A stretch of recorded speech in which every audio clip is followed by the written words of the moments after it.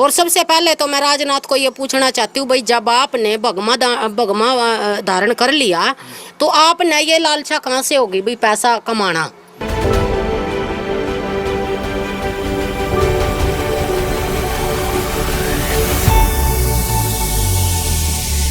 नमस्कार, मैं BGN Haryana news देखने वाले सारे दर्शकों ने संजय जाखड़ की राम राम। एक विशाल भंडारे का आयोजन किया गया है, ये टीम भी इस भंडारे में पहुंची है। अब रही बात साधु संतों की, क्योंकि संत भी यहाँ पर काफी मात्रा में आए हुए हैं। हमारे सोशल मीडिया पर लगभग हाईलाइट हो चुका है एक केस डाकल गांव का, जहां पर कंचन नाथ ने अपनी 31 दिन की पचधूणी की तपस्या डाकल गांव में करी। और वहां पर जिस दिन का भंडारा था तो पूरी नगरी ने बड़ा ही विशाल भंडारे का आयोजन किया गया था। जिस दिन भंडारा समापन हुआ उसी दिन शाम से ही वहां पर एक कंट्रोवर्सी ने जन्म ले लिया। बात थी पैसे की। यहाँ पर पैसे का मुद्दा इतना उछला है कि गांव वाले कहते हैं कि भाई कंचन नाथ यहाँ से सारे पैसे को लेकर के और चली गई।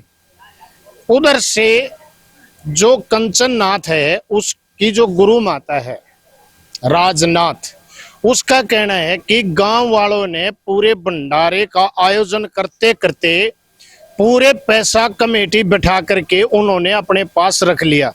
और यहाँ पर तपस्या करने से हमें करीब करीब 4 लाख का नुकसान हो चुका है। अब इस न्यूज को अगर गहराई से देखा जाए, इस विषय को देखा जाए तो ये विषय क्या था? राजनाथ ने जो 4 लाख के नुकसान का जो जिक्र किया गया है वो मेन विषय था साधु संतों को जो दक्षिणा दी गई है उसके बारे में। ये बात जहां तक भी हम देखते हैं हमें समझ में नहीं आती है कि भंडारे के आयोजन में जितने साधु संत इकट्ठा होते हैं उसमें ये एक विशेष समस्या भी हम इसको कह सकते हैं, क्योंकि जो भी महात्मा बड़े स्थान से आते हैं यानी बड़े मंदिर से जो आते हैं उसको दक्षिणा भी बड़ी ही चाहिए। जो पंचधूणी तपस्या डाकल गांव में चल रही थी वहां पर कंचन नाथ कि जो गुरु थी उसका यही कहना था कि जो हमने सोचा था उससे भी ज्यादा साधु संत वहां पहुंच गए थे। अब उनकी विदाई के लिए करीब करीब हमें 5 से 7 लाख रुपए की जरूरत थी, जो कि ग्राम वासियों ने सिर्फ भंडारे को लगाया गया, हमारे को वो पैसा नहीं दिया गया। तो इस तरह से अगर हमारे साधु संत ही मिलकर के इस भंडारे के आयोजन में अगर अपनी आहुति देना शुरू कर दें और इस दक्षिणा के ऊपर कुछ तो नियम जरूर स्थापित करना ही चाहिए, क्योंकि ये हमारे आस्था का केंद्र है। बाकी इसके बारे में क्या बातें होती हैं थोड़ा सा हमें कोशिश करते हैं, जो साधु संत यहाँ आए हैं उनसे भी हम इसके बारे में चर्चा जरूर करने वाले हैं। और यहाँ पर साधु संत जो आए हैं उनका क्या कहना है वो चीज भी हम आपके बीच जरूर लेकर के आएंगे। आइए बात करते हैं यहाँ के साधु संतों से।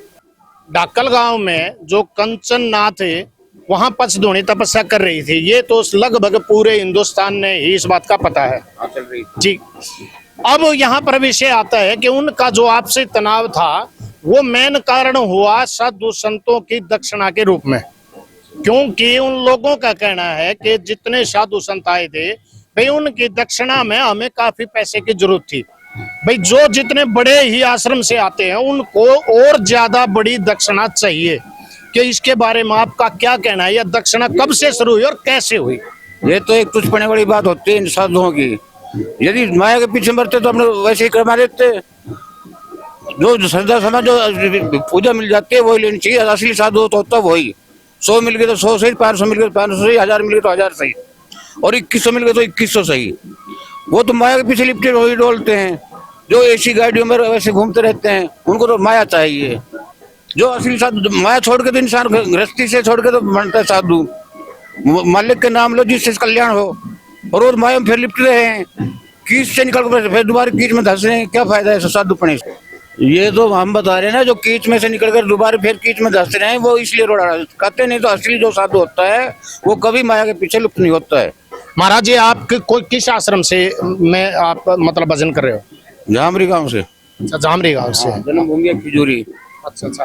तो आपका नाम क्या है संत महाराज जी? नाम तो जन्म का तो है सत्यनारायण स्वामी जी। और यहाँ गुरु महाराज ने रखे थे भूरादास। यहाँ पर हमारे जो महाराज जी बैठे हैं वजीर दास जी, तो आइए उनसे भी आपको रूबरू कराते हैं। गुरु जी सच्चाई। सत्साहे जी, सब भक्तों को और संतों को नमस्कार जी, प्रणाम। अब ये बताया जाता है कि साधु संतों में भी इस प्रकार की चर्चा चलती है कि जो बड़े मंदिर से दूर से आता है उससे दक्षिणा के रूप में काफी बड़ी राशि चाहिए। ये क्या जायज है क्या? इसके बारे में आपका क्या कहना है? जी, साधु महात्मा तो पहले त्याग और विराग का महात्मा था।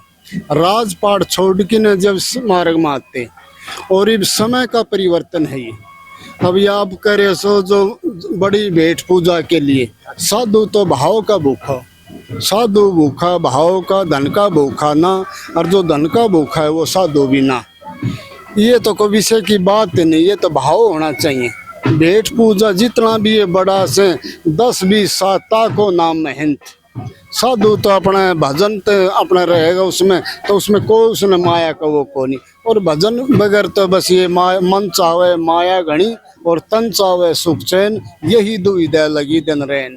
जी, पहली जो प्राचीन में जो महात्मा थे, ये चारों संप्रदाय का था, उनका आपस में बहुत प्रेम था, उनका भजन था। भजन से आज भजन बिना तो ये सारा वाद विवाद है। जो भजन करने वाले इस वाद विवाद से बिल्कुल परे हैं। जो इतना विवाद इस माया का है, माया नहीं है तो फिर वहाँ कुछ भी नहीं। साधु अपने भजन में रह गए, संसार का काम से याद या नादी तो चलता रहे, भंडारा खूब लोग करें से, पर ये भेंट पूजा में वाद विवाद नहीं होना चाहिए। देखो, सबसे पहले तो मैं डाकल गांव का धन्यवाद करती हूँ, जिन्होंने मतलब उनको 2020 में भी शायद उन्होंने जो राजनाथ थी उन्होंने वहाँ पे तपस्या करी थी। और जब हमारे एरिया में, हमारी मतलब नगरी में, देखो ये नगरी चाहे तो किसी की भी निर्चा सब किया, जब नगरी में ऐसा कोई साधु तपस्या करता है तो गांव वाले है ना उसके मतलब ये सोचते हैं भाई इन्होंने किसी चीज़ की है ना मतलब कमी ना रह जाए। तो डाकल गांव वालों को मैं तो ये कहती हूँ भाई, डाकल गांव वाले के जो उन्होंने पहले भी 2020 में भी उन्होंने तपस्या करी थी और अब भी करी है, तो कहीं ना कहीं देखो डाकल गांव वाले ने उनके लिए बुरा तो कराया नहीं था जो उन्होंने ब्लेम कराया राजनाथ ने। और सबसे पहले तो मैं राजनाथ को ये पूछना चाहती हूँ भाई, जब आपने भगमा धारण कर लिया तो आपने ये लालसा कहाँ से होगी भाई पैसा कमाना? जब आपने पैसा ही कमाना था, आपने बच्चे पैदा करने थे, आपने मतलब साधु का भेष धारण करना था, तो आप जो महिला हमारे लिए तो जो घर होता है, घर गृहस्थी है या बच्चे पैदा करने हैं या हमारा घर गृहस्थी चलानी है, तो ये भी हमारी तपस्या से कम नहीं है कहीं भी। किसी से पूछ लो, ये तो किसी का भी पूछ लो कि जो हम औरत हैं ये तो भगवान ने भी हमारे को दे दिया था, क्योंकि जो हमारी ये भगवान थे, जो शंकर भगवान जी थे, उनकी कोई मतलब जो भक्ति करना चाहती थी, उन्होंने ये वरदान दिया था भाई आप है ना किसी तपस्या से कम नहीं रहोगी, जो आप है ना घर गृहस्थी चलाओगी। या भी एक मतलब ये सोच लो कि 100 दूना की तपस्या। जब हम किसी भगवान के नाम पर बैठ गए तो वहाँ मोह माया तो है ही नहीं। वहाँ उन्होंने राजनाथ ने एक ट्वीट कर रखा कि भाई जो डाकल गांव वाले हैं उन्होंने एक भी पैसा नहीं दिया, हमारे तो सारे पैसे रख लिए, तू क्या करेगी पैसे का? बड़ी गाड़ी खरीद देगी। और फिर दूसरी बात, आज मैं एक बात बताना चाहती हूँ, मतलब एक गांव ना, पूरे ही गांव के युवा ना, पूरे गांव के जितने भी व्यक्ति थे, औरत थी, बच्चे थे, सब ने उनकी सेवा में कोई कमी नहीं छोड़ी और फिर उन पर ब्लेम करके चली गई। वो कितनी बुरी बात है। उनका खाना पीना भी उन्हें करया होगा, उनका दूध लस्सी भी करया होगा, उनके बैठ भी करी होगी, रेख देख भी करी होगी। वो पता है जब कोई हमारी नगरी में तपस्या करा ना तो सारे है ना दिन रात ओड़ा नू खड़े रहा भाई हमारे नगरी में ये तप रहे हैं, कभी ना कोई बाहर का दुखी ना कर। एक बात बताइयो, एक छोटी सी बात लगा लो, हम घर में कुछ पूजा पाठ कर रहे हैं, अगर हमने पंडित बिठाया, हमने कोई भी मतलब साधु संत बुलाया, साधु संत ये थोड़ा ना कह रहा कि तो 4-4 लाख रुपए सिर कर। साधु संत तो 1 रुपया भी देवेंगे ना, अपनी इच्छा था, अपनी जो भावना हमारी, साधु संत तो 1 रुपया भी देंगे, वो भी बढ़िया। जो डाकल गांव का सरपंच था, आप ये कहते हैं ना, राजनाथ की बात कर रही हूँ, डाकल गांव के जो सरपंच थे उनको ये कहते हैं ना, मेरा मना इस बात का कोई लेना देना नहीं, सरपंच साहब गांव राम जाना, तो जहाँ गांव राम इकट्ठा हो जाए ना तो वहाँ भगवान तक कम भी नहीं रहता। राजनाथ ने ये बात कहनी चाहिए थी, जी सरपंच साहब आप चाहे 1 रुपये का मान सम्मान करो, पर जो मेरी जो साधु संत आएंगे ना वो मतलब मान सम्मान के भूखे नहीं चले जाओ। खाना नु कहा के भूखे चले गए, रोटी तक भी भूखे चले गए, कमाल की बात है।